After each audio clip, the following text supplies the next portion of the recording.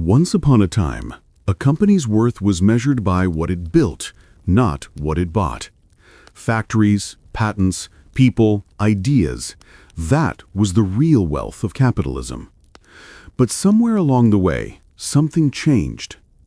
Today, the most powerful force driving the U.S. stock market isn't innovation. It's not productivity. It's a quiet, almost invisible trick called the stock buyback, and it's reshaping capitalism from the inside out.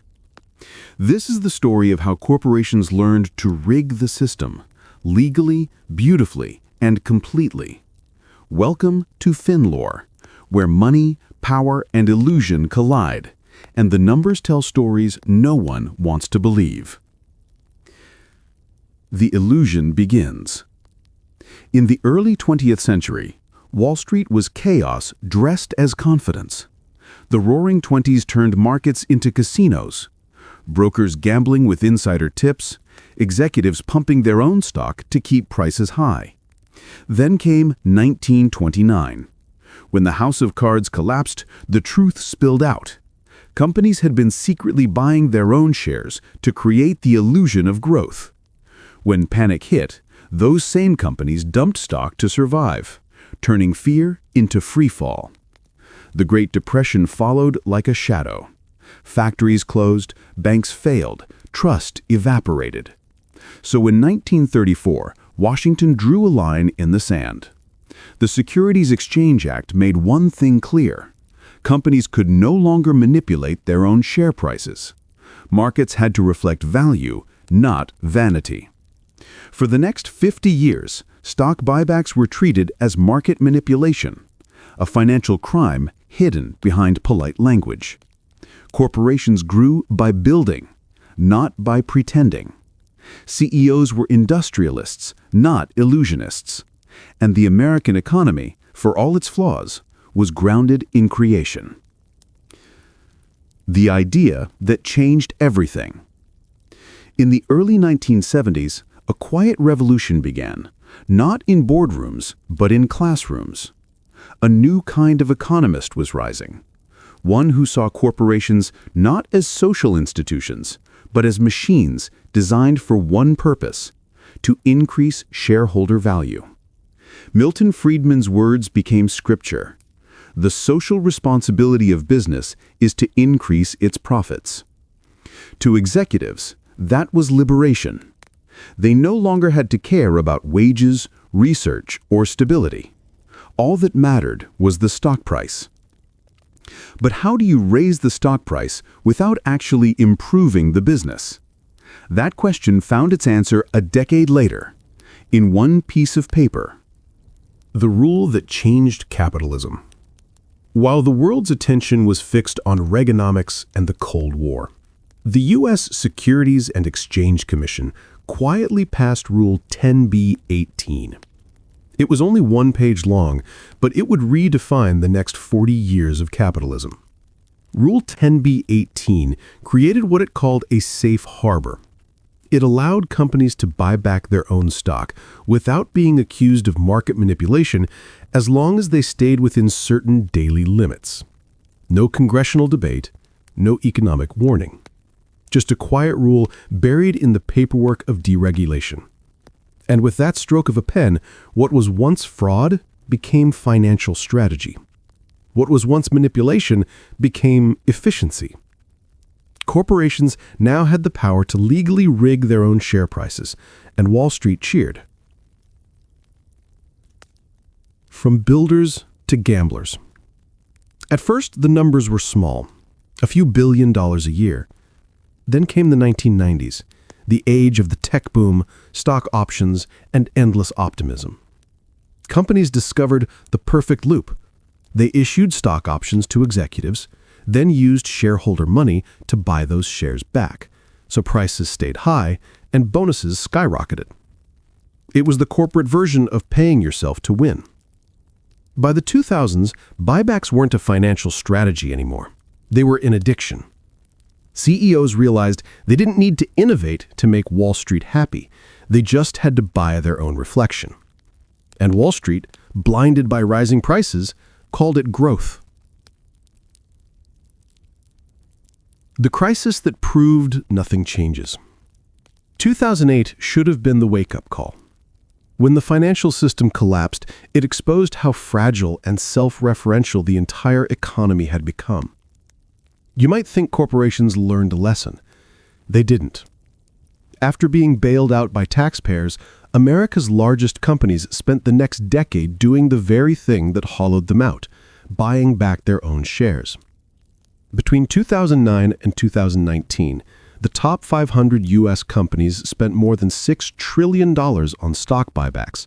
That's more than they spent on all new factories, R&D, and equipment, combined.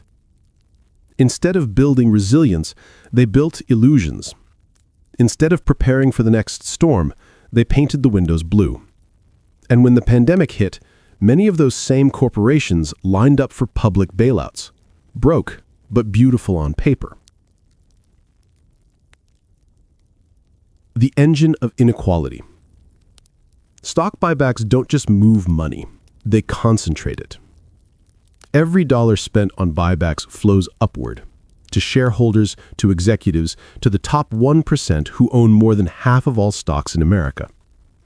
Meanwhile, the workers who actually make the companies run see stagnant wages, shrinking benefits, and fewer investments in their future. It's the perfect magic trick. Turn profits into prices, prices into bonuses, and call the result shareholder value. But here's the catch. A system built on appearances needs belief to survive. When the numbers rise, everyone feels richer. But when the illusion cracks, confidence collapses faster than capital. The politics of the illusion. Politicians love rising markets. They point to the Dow Jones as proof that everything is fine. Central banks monitor it like a heartbeat.